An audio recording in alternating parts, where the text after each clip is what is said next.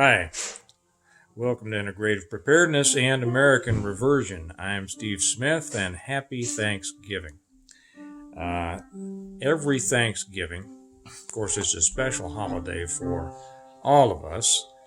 For any of you outside the United States, I'm not sure if you celebrate something that's comparable to it, but it's a uniquely American holiday. And what many people don't realize is that it's a religious holiday. Um, not good. I think that what I'm going to read today will explain that.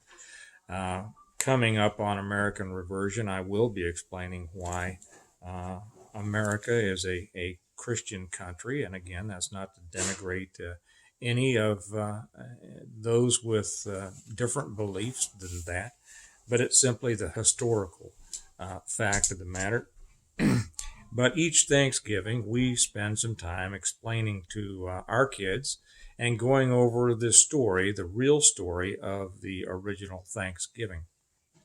Um,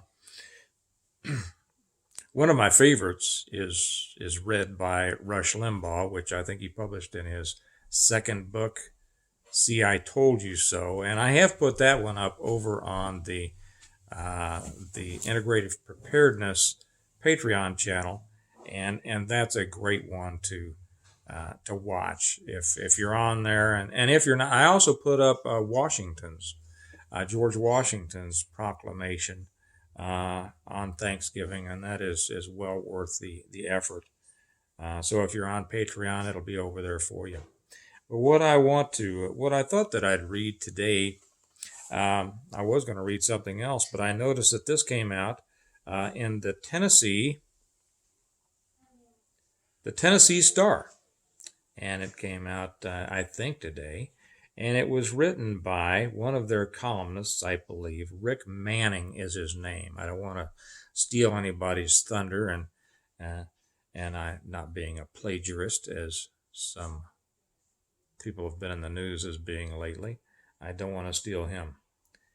So I'm going to read this. We'll be reading it later to the kids, but this is for those of you who haven't thought much or haven't heard about the true story of Thanksgiving. I think that this will serve well for that.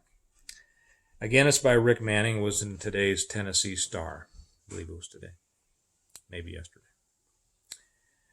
November of 1621 marked 1 year in the New World for a band of what began as 35 English religious separatists and 67 entrepreneurs who had landed on the shores of New England. In their first winter, harsh conditions and diseases like pneumonia and scurvy led to the death of 45 of the original 102. In keeping with an almost 50-year-old English tradition, the remaining settlers, along with some Wampanoag Indian tribe members, I'm sorry, I'm sure that I butchered that. I'm sure I didn't pronounce that properly. Maybe some of our northeastern people up there can correct me on how that's properly pronounced, came together for the first Thanksgiving feast. But rather than the bounty that we often see depicted in pictures, the situation for the English colonists was actually quite dire. According to William Bradford, the governor of Plymouth for its first 30 years and author of Plymouth Plantation, prior to sailing for the New World, the Pilgrims and the entrepreneurs signed a 7-year contract stipulating that all profits and benefits that are got by trade, traffic, trucking, working, fishing, or any other means of any person or persons shall be pooled for the common benefit. That's right. The Pilgrims started off trying to establish a socialist society, where at the end of 7 years, the capital and profits, the houses, lands, goods, and chattels be equally divided betwixt the adventurers and planters. Adventurers were essentially the investors, and the planters the ones who were going to work what they call the plantation, the plantation of people. That's a term that's come into kind of disrepute here lately, and for no good reason. There have been plantations of people. It means an introduction of a new people into a new area, and sometimes it's been good, and sometimes it's been bad.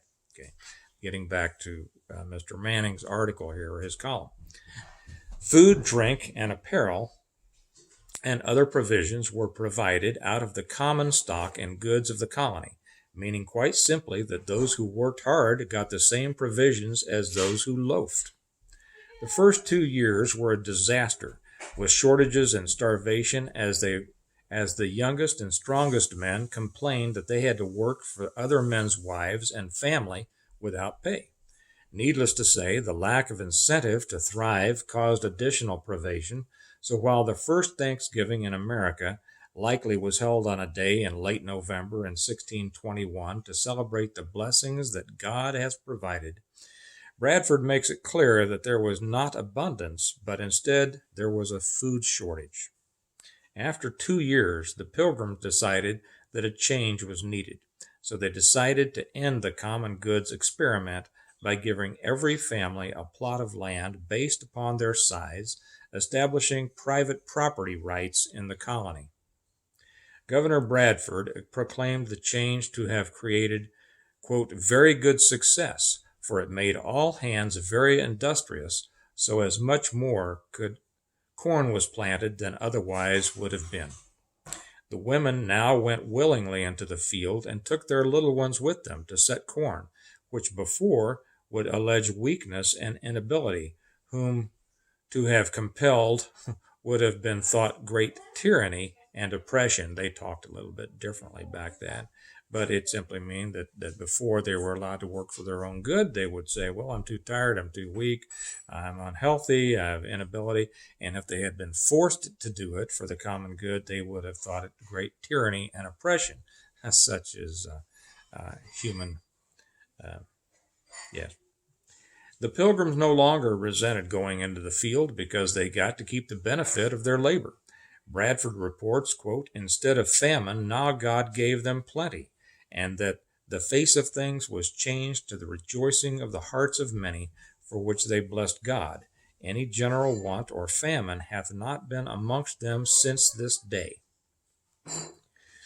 Yes, the early days of the Plymouth colony proved that even amongst a very small interdependent group, the socialist model is a failure. Not just an academic exercise that went awry, but instead a mistake that cost many of the original settlers their lives, as socialism has done over the years. And the picture of abundance that is associated with the first Thanksgiving is more appropriately assigned to the third one, when corn was plentiful and the people could look forward to a long winter with sufficient provisions produced through their own labor. If American schools still taught American history to our children, teenagers, and college students, every single one would recognize that Karl Marx's socialist ideal almost killed the Pilgrim colony, and that it was only through private ownership of property and the ability to profit off of that property through your own hard labor that a true Thanksgiving feast was established. Having visited Plymouth for the 399th anniversary of the Pilgrims' landing on what is now the shores of Massachusetts, it is hard not to be struck by how this simple message is obscured in official presentations and pomp. The bounty was from free enterprise and private property ownership, and the thanksgiving was to God, who makes all things possible and was the founder of their feast. While death was rampant and the future of a hard winter and near starvation was nearly upon them, the Pilgrims celebrated with their new neighbors because while the previous year had been cataclysmic, the hope for a reconciliation with God through Jesus was reason enough to celebrate. This Thanksgiving, he continues, as we gather around with family, either in person or virtually, remember back to that real first Thanksgiving where the people celebrated blessings from God during a time which was far more bleak than our current COVID crisis shutdowns. And that is the real story of the first couple of Thanksgivings. So when sitting around a table or in front of a computer screen, remind everyone that while showing gratitude to your friends and others is a good thing, The real focus of Thanksgiving should be to our Father in heaven, the Creator of all things. Happy Thanksgiving. Well, that's the story that we always share with our kids. Excuse me for these glasses. And the noise you've heard in the background has been preparations for Thanksgiving dinner. That's the story we share with our children. I imagine that many of you do, because as I put up the Rush Limbaugh's rendition of The Real Thanksgiving over on Patreon, I already got a couple of very good comments from some of our commenters who must be the smartest people in the world, and I appreciate so much your contributions to it. So from all of us to all of you, we wish you a happy Thanksgiving. Come together with your family, remind yourself of the truly important things. Gather together or wherever you are, and remember to give that thanks to God, who provides for all of our needs, that He watch over us, that He protect us, that He guide us in all that we do. And happy Thanksgiving to you all. Bye-bye.